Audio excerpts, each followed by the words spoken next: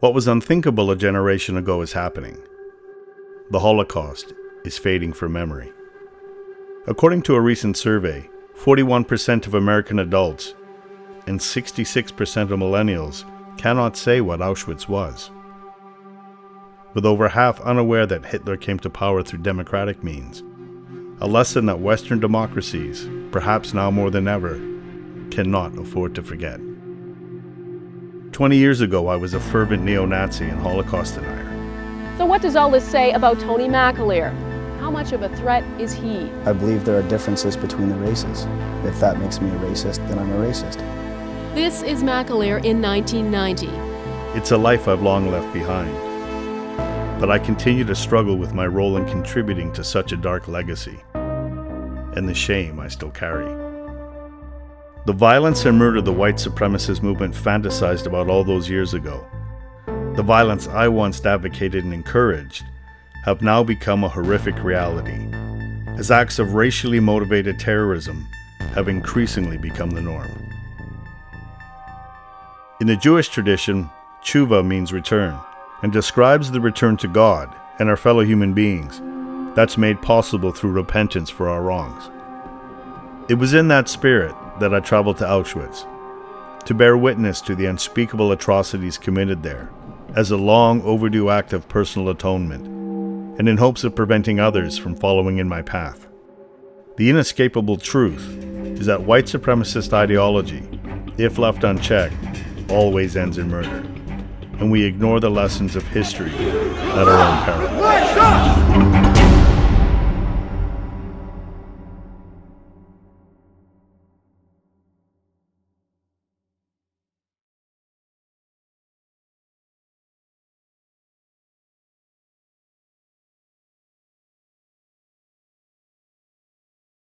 Do you think there's any danger, and this is to Cara and Scott as well, in terms of what you're seeing, do you feel like there's any danger in equating what we're seeing here today in the US with what happened in Germany in the 1930s, that they're setting risks in that in terms of reactions against that? I'm just curious what any of you have to say about to that.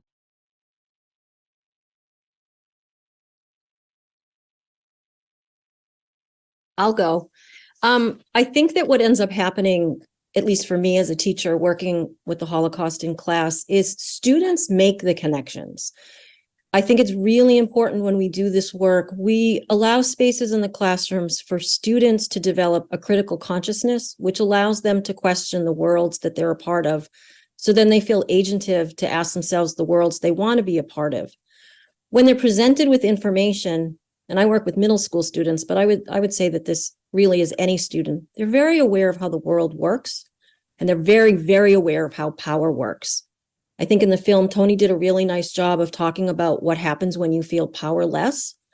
And young people feel powerless in many ways. And so I think an understanding of those spaces and experiences in their lives, when they're presented with this historical information, whether it's about the Holocaust or other times of genocide or even the United States history, they make the connections very clearly. So on the one hand, there is the argument and there is the fear that, we overly connect to the Holocaust. Everything becomes about the Nazis, but the connections are so clear and so obvious for kids.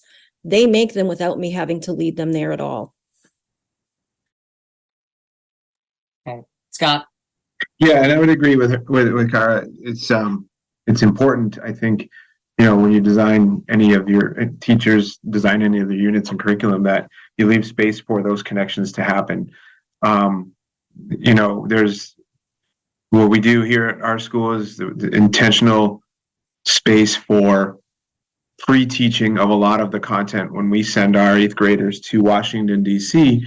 each year, there's a lot of time spent and a whole Holocaust unit spent where there are connections made to present circumstances and situations.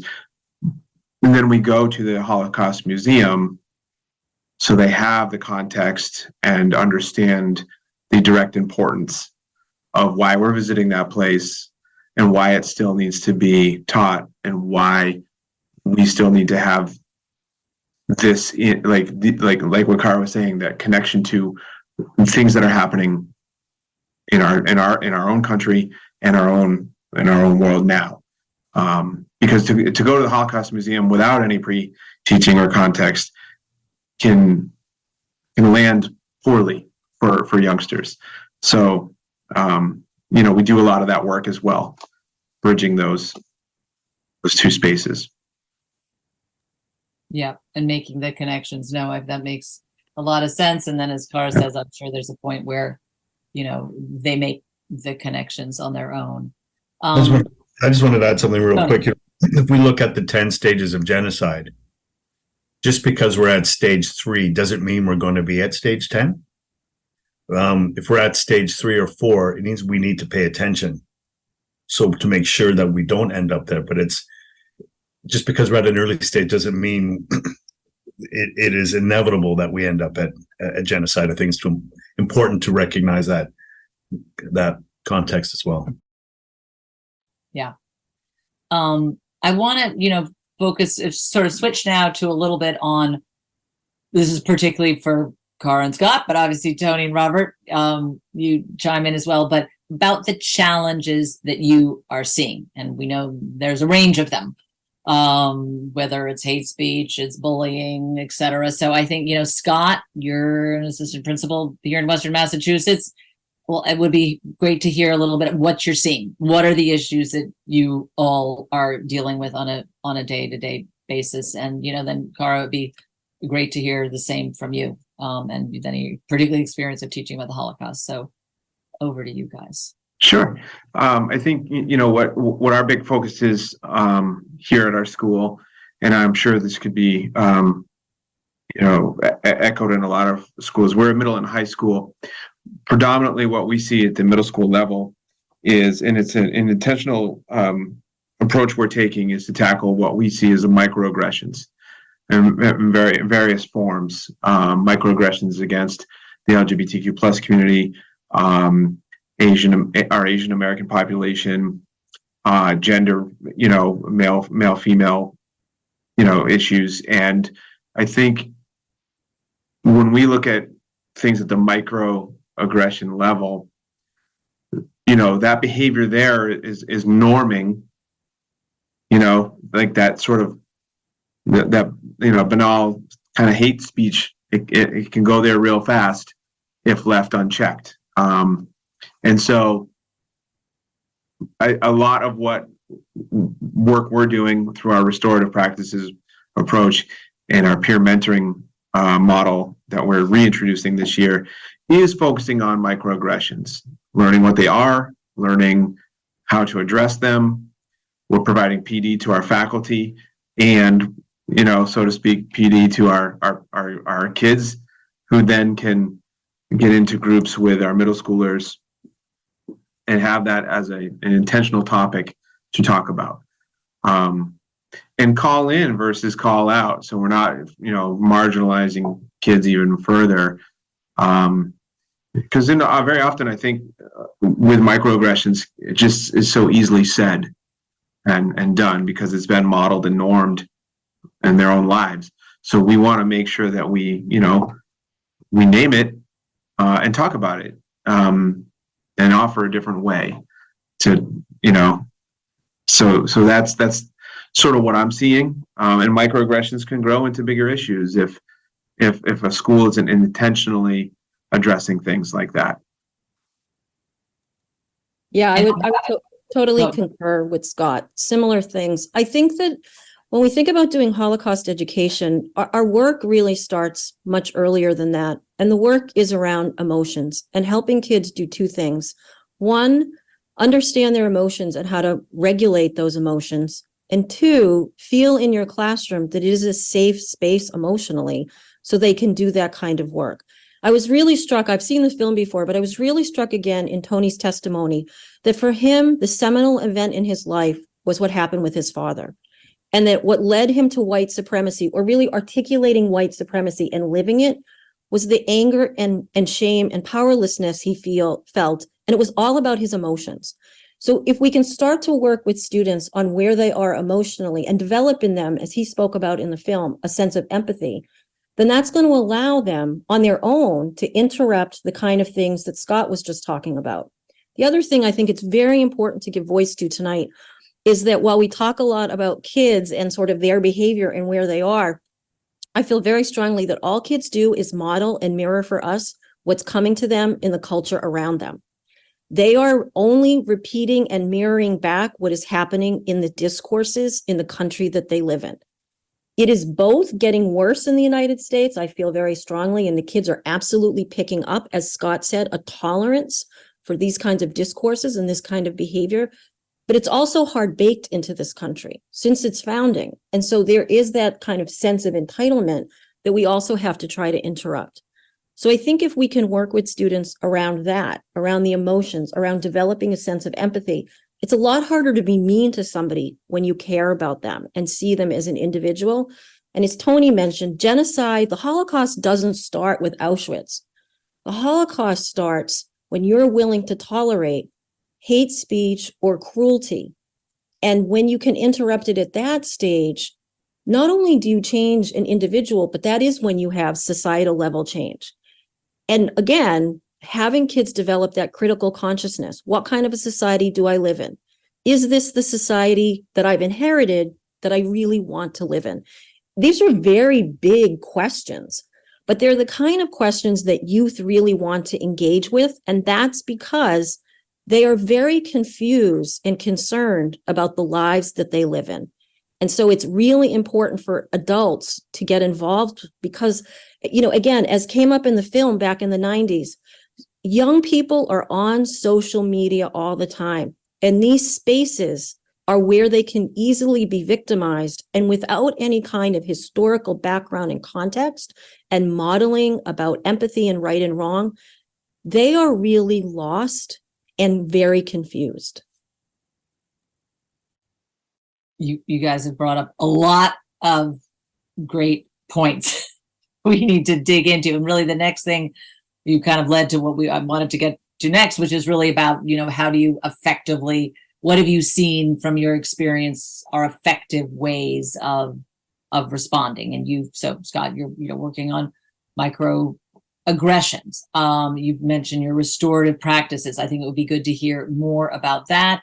And Cara, you mentioned, the excellent point of they're only mirroring what they're seeing around them. So it sort of speaks to the need for a fairly broad approach to the issue. I mean, you can only do so much in schools, but I think it would be great to hear you both and Robert and Tony kind of talk to what you have seen be effective, and where the big challenges are. And, Scott, you've obviously, I think, done a lot with trying to build a sort of a resilient community, which obviously, that includes the parents, and a little bit about that and, what's working, what the challenges are, because obviously the Brave Schools, we're trying, it's supposed to be a community approach, but it's challenging. I mean, that's a big reach. So I think hearing all of you talk a little bit, with the focus on what you see being effective and the challenges they're in. So maybe Scott, you want to start off again? It'd be great. Sure.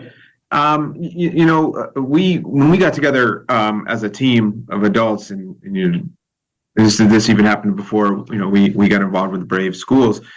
We realized that, and I think particular to this school, is we have a cluster of kids in the high school who are ready to take on leadership roles. And so we had fostered this team. And we also knew that we've always had the sense that I think kids listen to each other far better than listen to an adult, and certainly an assistant principal. So we have kids who are very good role models that are looked up to. We assembled this team of high schoolers. They are fully invested and on board, which is key. They've really bought in because they themselves have either experienced, witnessed, or participated in microaggressions themselves, know what it is, that it doesn't feel right, and they want something done about it. And so they're fully invested in collaborating with us in this peer mentoring network. And all we're trying to do is train them, put some tools in their toolbox so they can go in and help us lead circles with our middle schoolers and really kind of be the ones to drive the discussion and the calling in, because we feel that these kids would be listened to a lot better than if the adults were doing all the talking.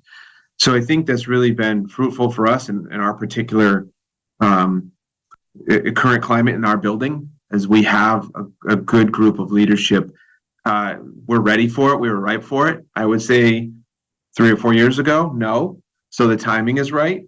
And so we just want to take advantage of that. I think one of the disadvantages, as anyone who works in a public school would be, is time. So much of our time is dictated by curriculum and instruction, that finding space, non-academic time and non-academic space to do this work has been the challenge. But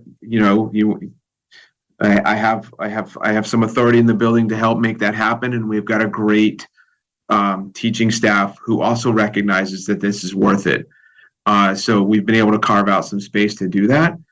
Love for it to be more, but this is a good starting place. And so building that time is the critical piece, but it's definitely a challenge. So this year is going to be our jumping off point. I can see this fully becoming its own thing down the road. The energy is great. I think the kids we have now are really building a good model to go forward with. And what our job as adults is to fill the coffers every year when students leave us with graduation. So, assembling that team is going to be critical each year. And we can identify that too through the middle school groups that we are going to be running. You can always pick out those and identify those kids through there. So we're very invested in it. And I think that's the thing too with a school, is they need to decide to invest in this type of work and make it intentional.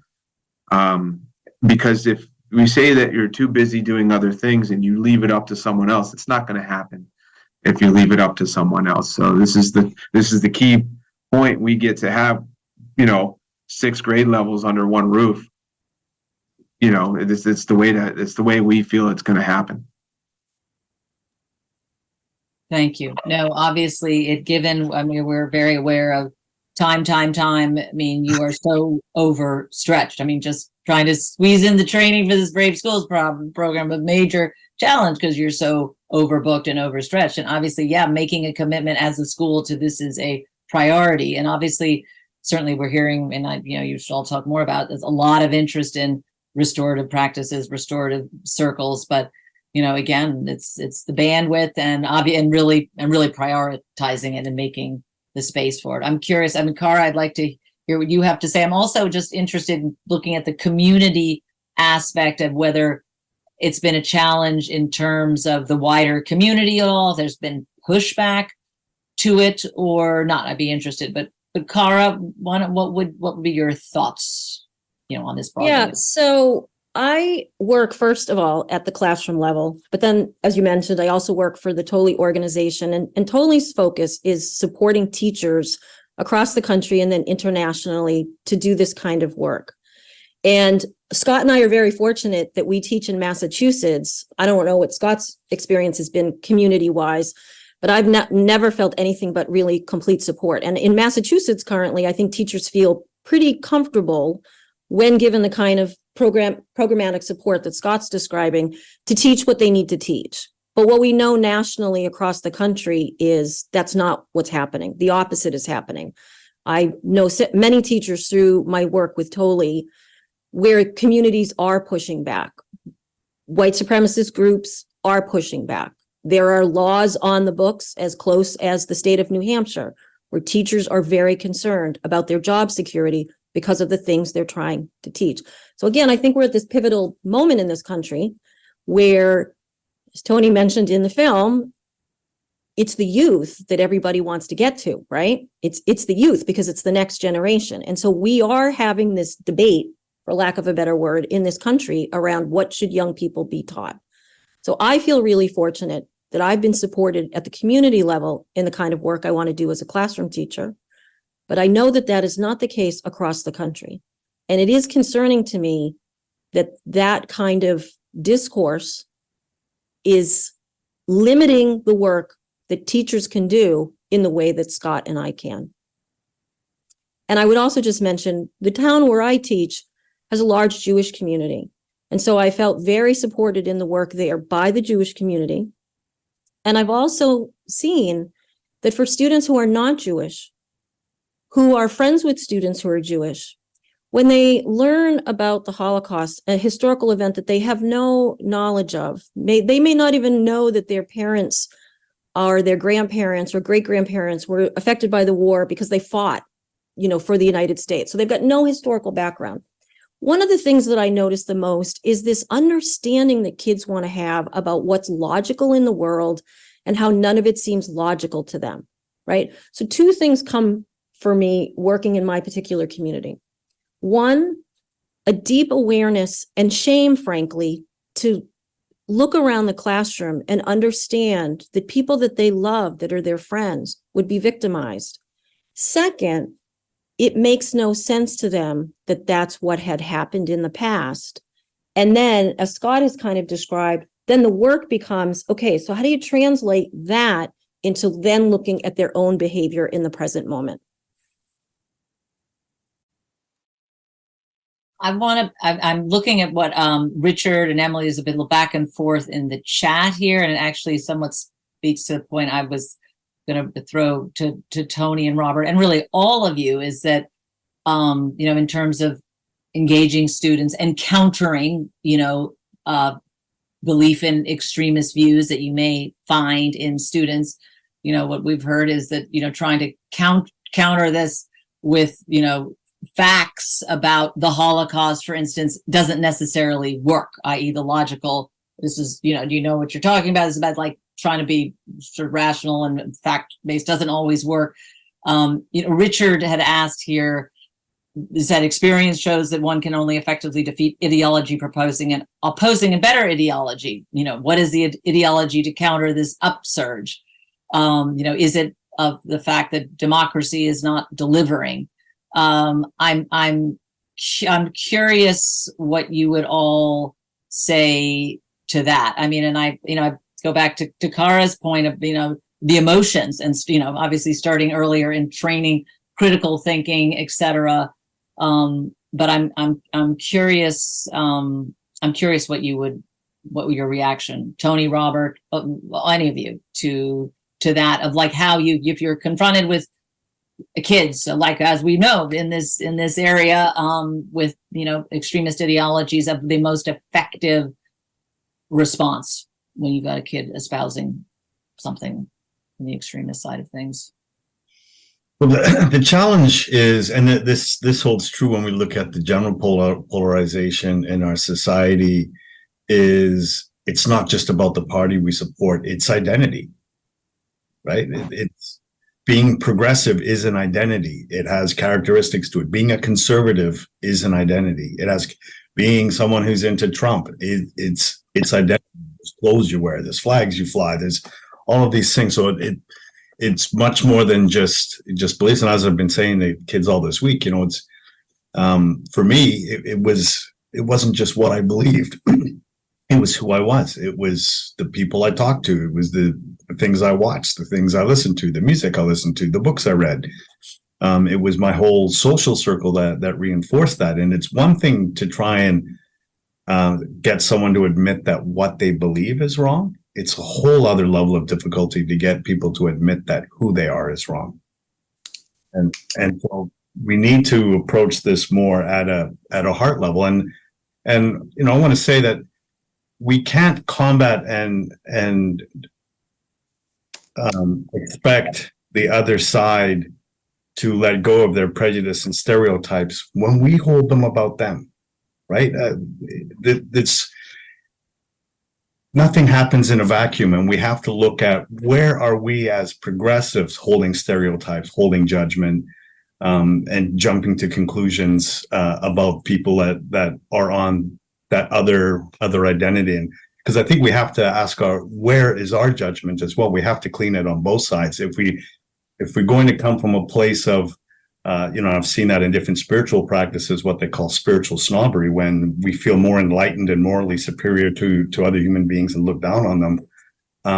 It's a different toxicity, but it's toxic as well. And I think we need to remove dehumanization wherever it is. It might be, maybe Robert, it would be interesting, I mean, to hear your thoughts, but also in talking about the approach that you use of engaging, sort of motivational interviewing, of open-ended questions, et cetera, to, sort of address what I'm talking about. Just Robert, it'd be great to hear your thoughts. Yes, indeed. I think there's a few different perspectives I thought of. First of all, coming back to Kara's point a bit earlier about the importance of emotions, emotional regulations, emotional intelligence. I think this plays a really crucial role in many of the individuals that I worked with over these 20 years. We see that extremist groups are very good at emotional transformation. Instead of you feeling sad, disappointed, as a failure, whatever type of negative emotion it is, they're very good at transforming that into emotions that gives agency instead. Anger, rage, things that you can control in a different way. So I would really want to stress the importance of emotional intelligence, emotional regulations, to work with this, to talk about those issues, and to include that in whenever it's possible in classroom or group settings. I would also want to think of, if we want to prevent and respond to these type of ideas or behaviors, or the process of radicalization, it could be also important to look at what the research say. There's an International Center for the Study of Radicalization at King's College that made an academic summary of the available research on radicalization, and they identified 5 main themes. Grievances, so perceived real or real grievances, personal grievances or in-group grievances, but grievances that people experience and that are not dealt with or met or resolved in a constructive way.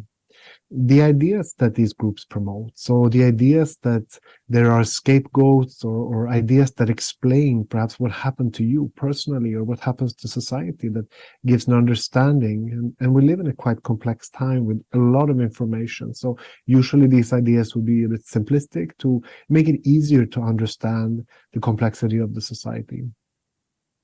They also address the needs of people. What are the psychological, personal needs that are met within these groups? Power, adventure, belonging, etc. The importance of relations. People usually don't join these groups out of the blue, but they get in contact with the groups, they get in contact with the propaganda, and they get in contact with the people who are already involved and recruited. And then the last aspect they identified is violence, the role that violence has in these environments. For example, the desire to revenge or restoring honor or once again related to the sense of power. So if we have these aspects, we know a bit about this research.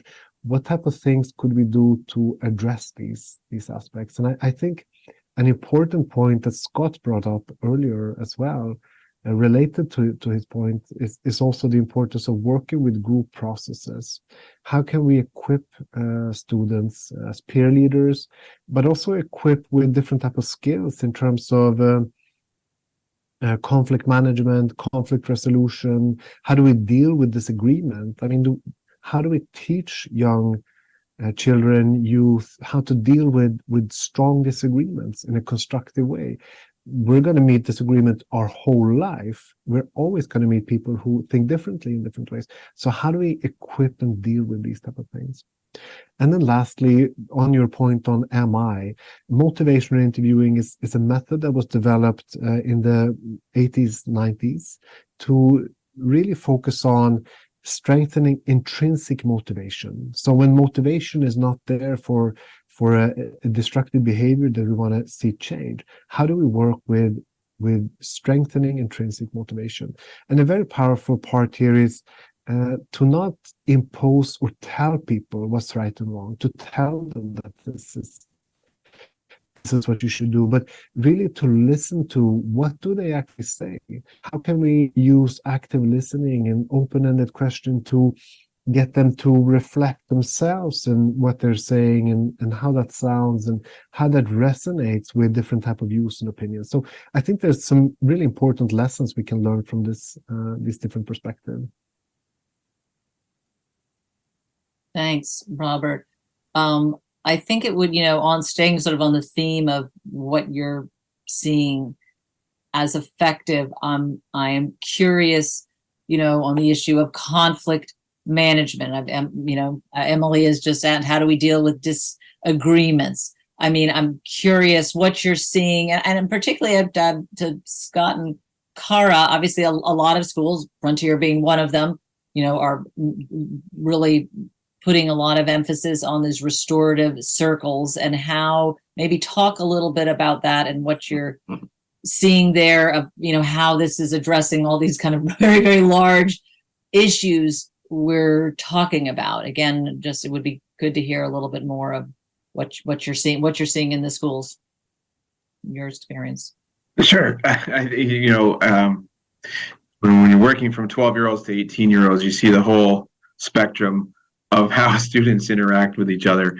I think a very common thing is kids tend to be reactive to things they hear that don't align with their thinking or shock them.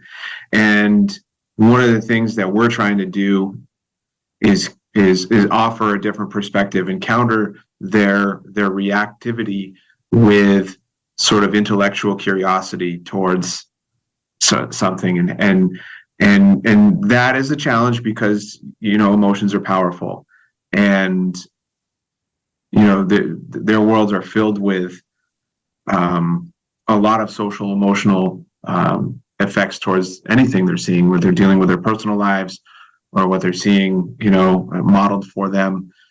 And so there's a lot to work with there, and I think that's the goal of ours is to be able to challenge others' thinking with an intellectual discourse and not be so reactive emotionally.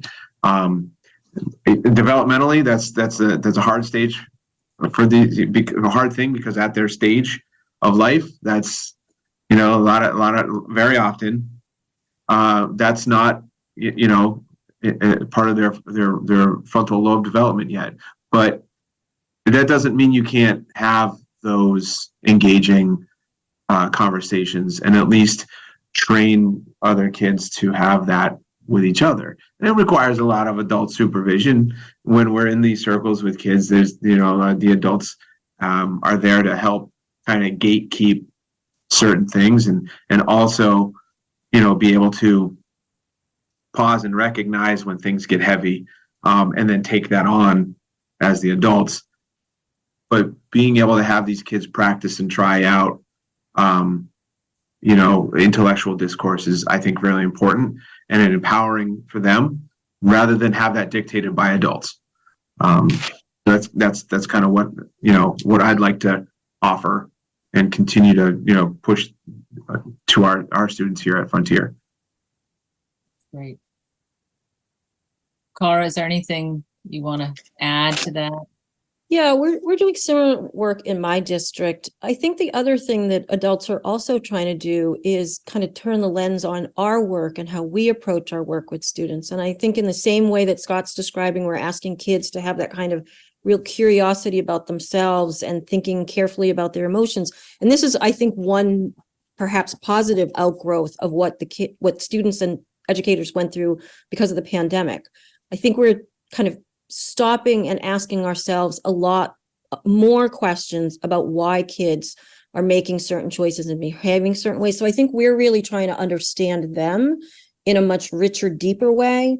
And also in the state of Massachusetts, we do have the required curriculum of social emotional literacy. So it's work that we do with students, but it also requires us to do work before we then do that work in the classroom. So I feel like we've tried to turn that lens of intellectual curiosity on ourselves and ask ourselves, how are we approaching this work? And what do we see happening with kids and why, right? Why are they coming to these situations in the way they are? Not just to help the kids, but to help ourselves maybe understand the depth of what they're bringing and where this is coming from.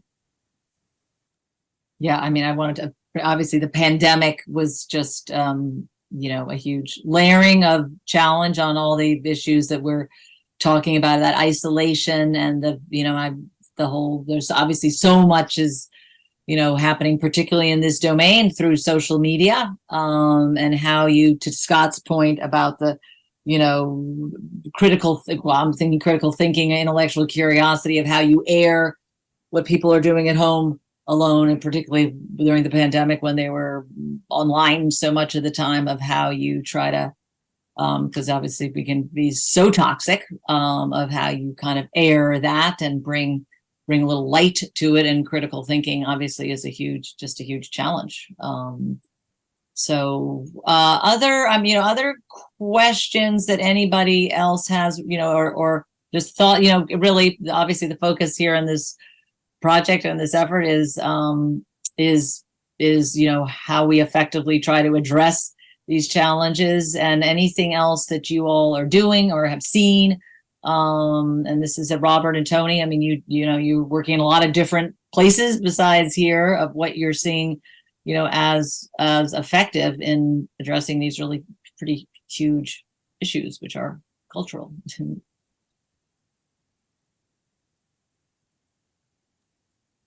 If I jump in here, so what I see from different contexts, independent of Europe, North America, Asia, Oceania, I think really the importance of understanding how these processes work. So how are young people affected and influenced when they are drawn into and affected by these type of groups? What do we see in terms of change of behaviors, change of attitude? How can we spot this early on and respond at an early stage? I think both Karen and Scott's work is fantastic, and they really address a lot of these issues. How do we engage with young people early on in the process? And from there on, once we can identify and see the change, what do we do in a constructive way? How do we engage with young people in these groups? And we know that consuming a lot of conspiracy theories, for example, really affects your way of thinking of external input. It really trains you, if we may call it that, in a way to think of everybody else's input as invalid.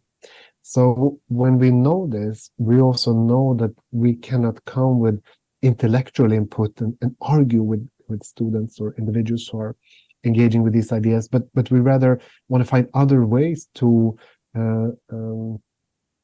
engage, primarily by equipping, by building up competences, by strengthening, as we said earlier, emotional aspects, emotional intelligence, social skills, perhaps mediation, conflict resolution type of skills. We want to think of how do we build up these skills instead of kind of confronting head on. And so that would be my strong recommendations. Understanding what is it we're dealing with, how does these processes work, and what do we see as constructive way of responding to this. That's great. Thanks you, Robert. I know there's some other good questions, and Nicolette has asked about literature and documentaries and recommendations, and our friend Mickey Yakovich has asked a really good question. Mickey, do you want to just unmute yourself and ask it yourself? Pleasure to unmute and start with you. Hopefully, if I can learn Zoom year 7. Thank you all, Tony, Robert, Inspirations, you guys teaching kids, amazing. And let me, just a sad note, I'm from Bosnia, came here to work with likes of Paula Green and then Polly to prevent these happening elsewhere. And I remember arriving here in 99, 97, 98 after our work, and sadly the genocide in Rwanda, and people, most Americans, including my fellow graduate students, including folks in Vermont, literally looking at me like I'm from Mars. Like, how does that happen? How do people kill each other? Your neighbors, your cousins, you woke up at one day and the war started. And it was, frankly, at least again, those 20-some years, unimaginable for most ordinary Americans to talk about possibility of a war like the one that happened in Bosnia. And it's sadly not such a removed possibility anymore. And so there's that whole political context, and I applaud the work on young people, but I do think sadly adults hold the key of not moving us along that path. And so, Tony, a question to you is, how did you get out? Well, there was lots of people that tried to intellectually dissuade me. And of course, for the reasons I stated earlier, that didn't work. The secret is to go through the heart. I believe that the level to which we dehumanize other human beings is a mere reflection of our own disconnection and dehumanization internally. And so the answer is, how do we deal with that disconnection and dehumanization that's happening within young people? And it's it's the result. That's what toxic shame does. And so when we look at the histories of young people, it's often at the age of 13 that things start to go sideways. And we talked about this today in one of the meetings. They go sort of into seeker mode to find a place to belong, or find a place to put their anger, and I didn't find it till a little later on in 16 or 17, but there's that window of opportunity before they've latched onto something to have some sort of intervention.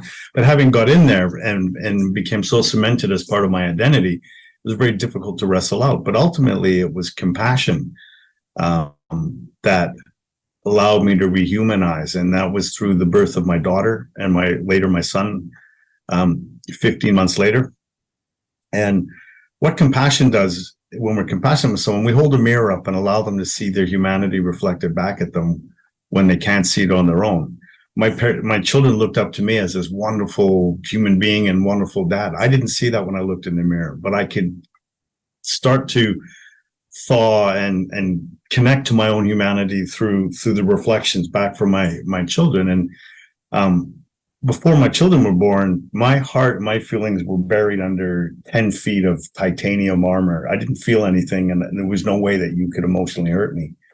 But with my children, they allowed that to thaw, because it's safe to love a child. They're not capable of rejection. They're not capable of shaming. They're not capable of ridicule. And I could allow myself to feel and let the armor go without any fear of being hurt. I mean, avoiding hurt is why we put that armor on in the first place. It didn't stop with my children.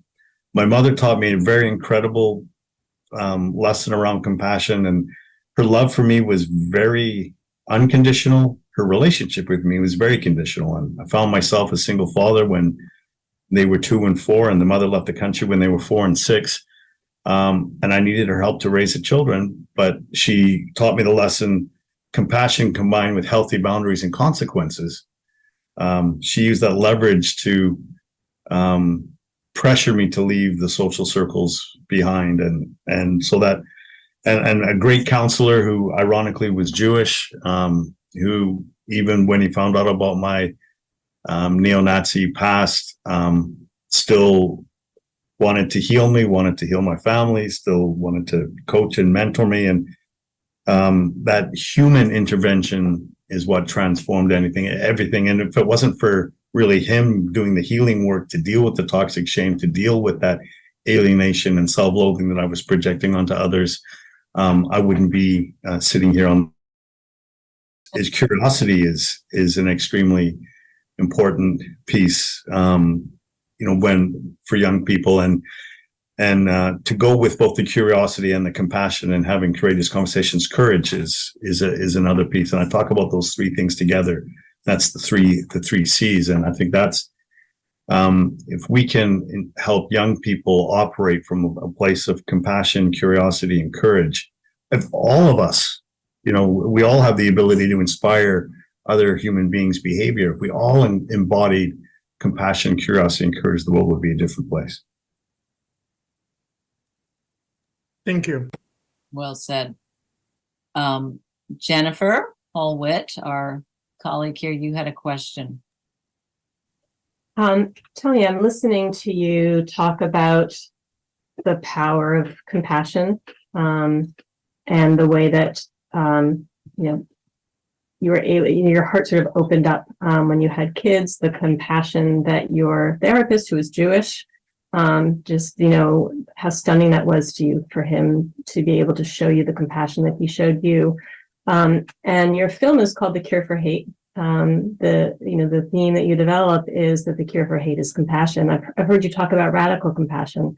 And I'm wondering if you could just say a little bit more about what it would look like in our society, in our communities, in our schools, to really, talk about, really in sort of an act, I guess, carry out the sort of call for radical compassion towards, I think those who have embodied hate.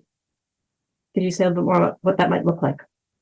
Sure. So what radical compassion is for me, anyways, there's three components to radical compassion. Number one, our practice of compassion must take us outside our comfort zone. From where we are as a country, from where we are as a polarized nation, we are not going to solve this problem from inside our comfort zone. And that requires courage of the three C's. Secondly, our practice of compassion, if compassion is to alleviate the suffering of another, our practice of compassion must have a social activist element where we also seek to change or affect the environment which supports or gives rise to that suffering. And thirdly, the third piece of radical compassion, it's one of the most radical things a human being can do, is we have to look also within instead of looking always to the outside. Where am I being judgmental? Where, who am I? How am I being in the world? And this self-reflection and self-evaluation of ourselves, that journey inwards is one of the most radical things a human being can do, that journey inwards. But it's active listening. It's learning to have the curiosity and conversations with people where we give them the space to speak and express themselves. Often people in these extremist environments haven't had a place where they can express what's going on below the surface without judgment. Providing that, there's an old expression we had at Life After Hate: never concede, never condemn. So we can sit and listen to a person and be in active listening without taking on what they believe, and we don't give up our values, and but providing that safe space for someone to be vulnerable and allowing them to be vulnerable in a place without judgment. That's when the walls come down. That's when people really start to open up. But sometimes it's difficult to listen and not want to confront. At the same time, we never judge the human being. So it's a tension that takes a bit of skill and learning to figure out. But it's really, we have to learn to have conversations with each other without immediately confronting everything that we don't like to hear. And that takes courage, takes compassion, and takes curiosity.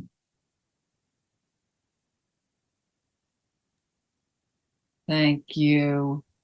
Any other questions? Nancy has just commented about the worry about young people being lured into groups online, starting with very benign material, and I think that's probably true. It's a process, and I don't know whether any of you, Robert, Tony, any of you want to speak to that. I think that's probably the case, but it speaks to the need for everything, we've been talking about and what you're trying to do at the schools, but I don't know if anybody has a comment to that.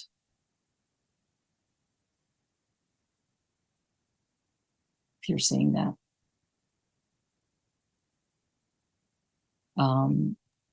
Okay. Yeah. Go ahead. Okay. I can just maybe comment on that, and I think Nancy's validated in worrying. There's a lot of that goes on. I think the antidote I'd say for that is, schools are a good place for kids to find an identity through groups, and I think if a school can, I don't know particularly have the answer for how a particular school identifies kids like that. Maybe it comes out through maybe some, offhanded comments in a classroom that a teacher picks up on, and you're like, hey, and then they pass that along to, every school's got some sort of intervention team where we talk about, social emotional things for kids. I think the antidote for that, if we can identify kids who may be veering down that path through that fake world, is to try to fit them into a place where they can belong to an actual group that's healthy and productive. And I know that, some groups aren't for everyone, but I think a healthy school is going to have a wide variety of clubs, groups, activities, and sports where they can have a connection somewhere. And that's the antidote to that is because that's what all, especially young males, and that's the core of everything, is that sense of belonging, that camaraderie with peers. I think that drives a lot and is very fulfilling for kids. So if we can do that in the real world with something healthy and productive, that's the antidote. Yeah, thank you. Nabil, we are at the end. If you have a quick question, we are at the end of the time. So if you want to ask a question quickly, we'll try to see if people can answer it. Oh, thank you. That's great. Can anybody hear me? Yeah. So my question is more around the role of, I got student Miller at Brandeis University, and my question is more around the role of mentors with young children, because when you have kids interacting at different levels, I come from Pakistan, so kids interacting with role models, whether it be at the mosque or at other places. So if they are positive and negative role models, how do kids navigate through some of those issues? Because of course they're just learning about the world. So how do they identify what's a good or a bad thing? They don't see anybody who has social power as somebody who's positive, as opposed to somebody who has social power because of having negative thoughts. So how do you navigate through that? That's just one question. Thank you. Okay, thank you. Okay, I mean, you've talked a bit, Scott, you've talked about your student mentors, but maybe if any of you want to speak to that briefly, that would be great.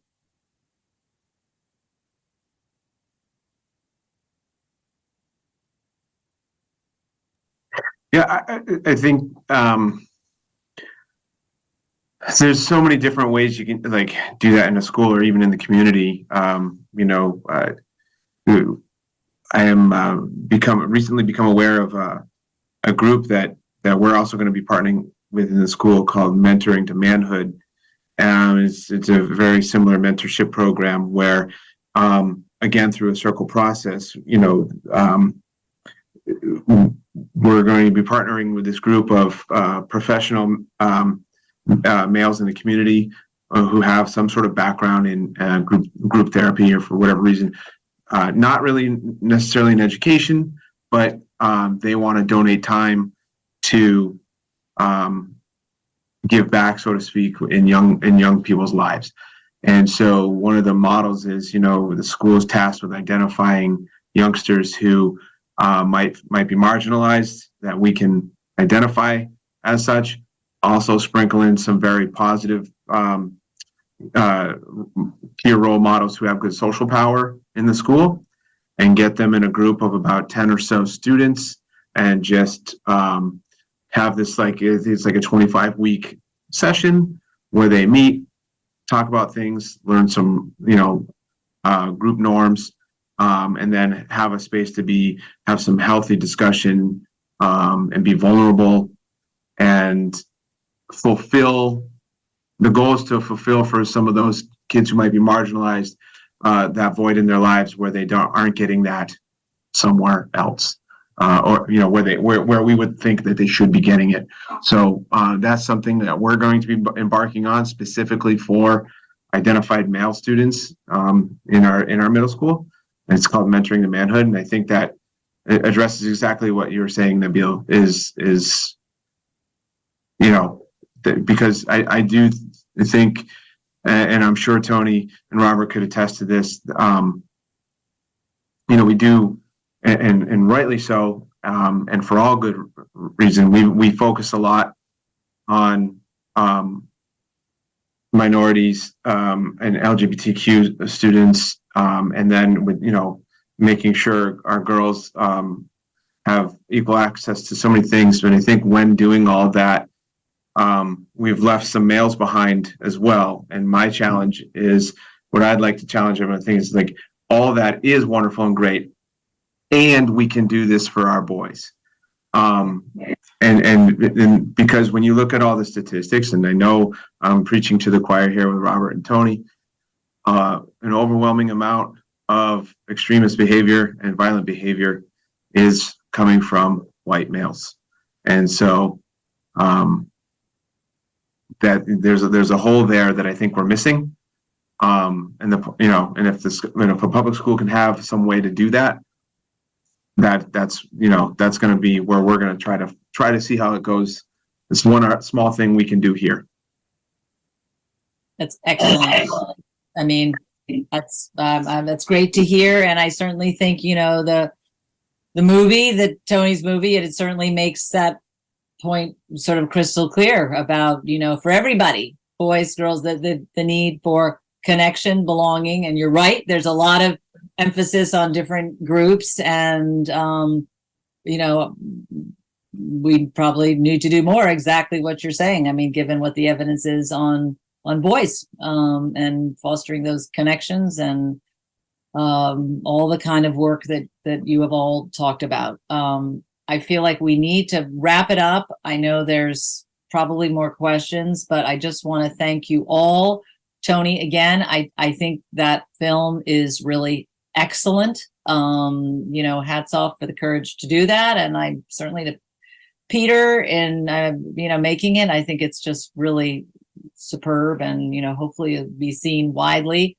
So thank you both to, Robert and Tony, for all your work with us, particularly being here this week and the training, and to Cara and Scott and all the great work you are doing with the schools. We just really appreciate everything you're doing, and for taking the time to be with us tonight. So thank you all, and all the people at Karuna, Jennifer and Laura, particularly, who've made this possible, and all your work. And we will, as Laura has said, we will have a recording of this, and we do have resources, etc., on the website. So do get in touch if you want to hear more. But thank you all again, and have a good rest of your evening.